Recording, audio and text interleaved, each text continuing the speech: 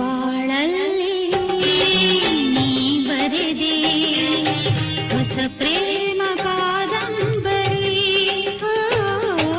ಧರೆಗಿಂದು ಬಂದಂಥ ಸೌಂದರ್ಯ ಸುರಸುಂದರಿ.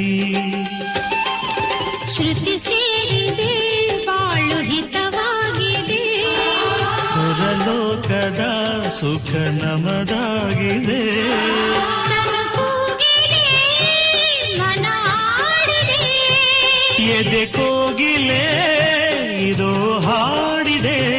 ಮನಸ್ಸು ಮನಸ್ಸು ಬೆರೆ ಬಾಳೆ ಸೊಗಸು.